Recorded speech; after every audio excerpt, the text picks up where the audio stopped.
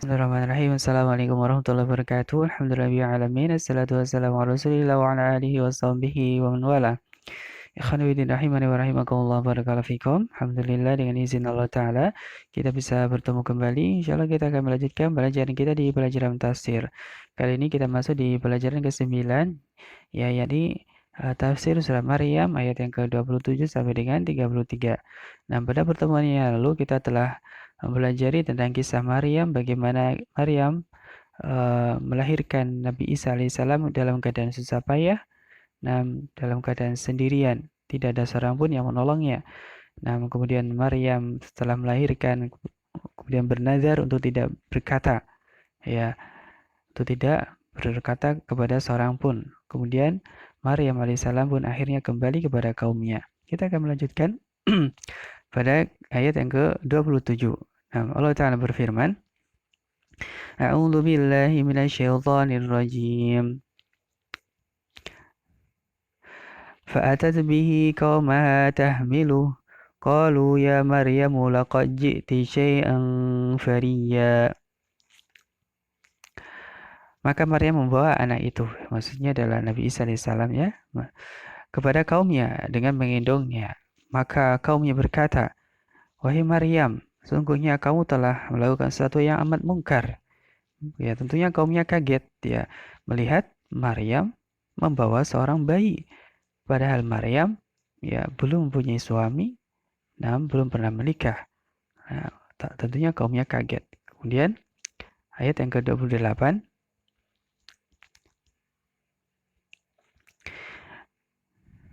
Allah Ta'ala berfirman, Ya ukhta Harun ma kana abukim ra'a saw'i wa ma kanat ummuki bahiyya. Wahai saudara perempuan Harun, maksudnya ini adalah Harun bukan saudara Musa alaihissalam, ya, tapi Harun yang lain, ya. Ayahmu sekali-kali bukanlah seorang yang jahat dan ibumu sekali-kali bukan seorang pezina, ya. Jadi di sini keheranan kaumnya Maryam, ya, karena Maryam adalah seorang dari keluarga yang baik-baik. Nah, tapi kenapa bisa seperti itu? Nah, kemudian ayat 29, فأشارت إليه قالوا كيف نكلم من كان في المهد صبيا. Nah, maka Maryam tadi kan sudah bernazar untuk tidak berkata, nah, untuk diam. Maka Maryam pun menunjuk kepada anaknya, maksudnya tanya saja kepada anak ini, ya.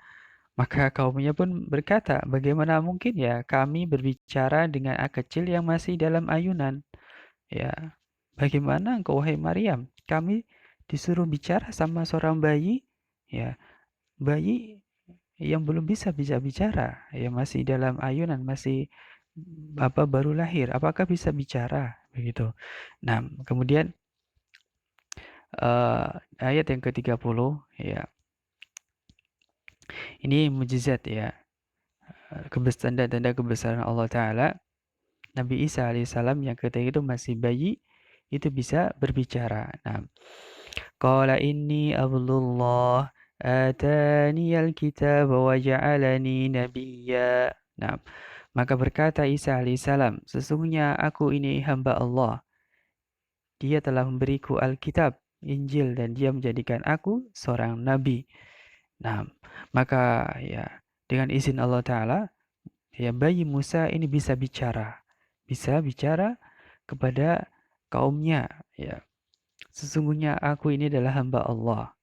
Ingat di sini, ya, Nabi Musa, ya, menganggap dirinya itu adalah hamba Allah yang diberi kitab yaitu Injil, dan dia menjadikan aku adalah seorang nabi. Jadi Nabi Isa alaihissalam adalah Abdullah wa Nabiullah, adalah seorang hamba dan Nabi Allah, ya. Nanti ini adalah bantahan kepada orang-orang Nasrani yang menganggap Isa alaihissalam adalah anaknya Tuhan atau sebagai Tuhan dari Tuhan yang tiga itu. Nah, barakallahu fikum. Kemudian ayat yang ke-31, Allah Ta'ala berfirman, وَجَعَلَنِي مُبَارَكًا أَيْنَمَا كُنْتُ فَأَوْصَانِي بِالصَّلَاةِ وَالزَّكَاةِ مَا دُمْتُ حَيًّا. Dan dia menjadikan aku seorang yang diberkati di mana saja aku berada. Dan dia memerintahkan kepada aku untuk mendirikan salat dan menunaikan zakat selama aku hidup. Nah, ayat yang ke-32. وَبَرًّا بِوَالِدَتِي وَلَمْ يَجْعَلْنِي جَبَّارًا شَقِيًّا. Nah,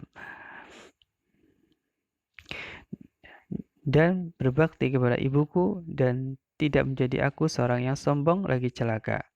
Nah, ini diantara sifat dari Nabi Isa alaihissalam, ya, yang diperintahkan oleh Allah Ta'ala untuk mendirikan salat, kemudian mendirikan zakat, dan juga untuk berbakti kepada kedua orang tuanya. Dan dia menjadikan aku adalah seorang yang tidak menjadikan Nabi Isa alaihissalam adalah seorang yang sombong, ya, lagi seorang yang celaka. Nah, kemudian ayat yang ke-33, wassalamu alayya yawmu wassalamu alayya yawma wulidtu wa yawma amutu wa yawma ub'atsu hayya. Nah, dan kesejahteraan semoga dilimpahkan kepadaku pada hari aku dilahirkan dan pada hari aku meninggal dan pada hari aku dibangkitkan hidup kembali. Nah, ini adalah perkataan dari Nabi Isa alaihissalam ketika beliau masih bayi dalam ayunan sebagai bentuk mukjizat dan tanda kebesaran Allah Ta'ala, menjadikan bayi yang masih merah bisa bicara, ya. Nah, barakallahu fikum. Baik, kita lanjutkan tentang faedah dari ayat tersebut. Yang pertama adalah kejinya perbuatan zina yang sangat dibenci oleh orang-orang yang masih memiliki fitrahnya. Ya, jadi pada dasarnya, ya, seseorang yang masih bersih, ya, fitrahnya itu sangat membenci perbuatan zina. Nah, makanya kaumnya tadi, Maryam itu sangat kaget melihat Maryam membawa seorang bayi. Ya, mereka menyangka bahwa Maryam telah berbuat zina. Nah, padahal Maryam adalah seorang ahli ibadah dan juga seorang keturunan dari keluarga yang baik-baik. Nah, kemudian di antara tanda kebesaran Allah yaitu bayi Isa alaihissalam dia bisa bicara. Nah, kita tahu bahwasanya ada beberapa, ya, bayi, ya, yang dengan izin Allah itu bisa bicara. Di antaranya adalah bayi Isa alaihissalam.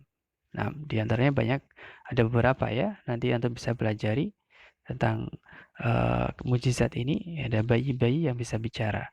Nah, kemudian bantahan terhadap orang yang mengatakan bahwasanya Isa adalah anak Allah, yakni orang-orang Nasrani, ya, yang mengatakan bahwasanya Isa alaihissalam adalah anaknya Allah sehingga dikatakan dia sebagai Tuhan anak, ya. Dikatakan di sini bahwasanya Isa itu menganggap dirinya adalah hamba Allah dan Nabi Allah. Nah, jadi bukan Tuhan.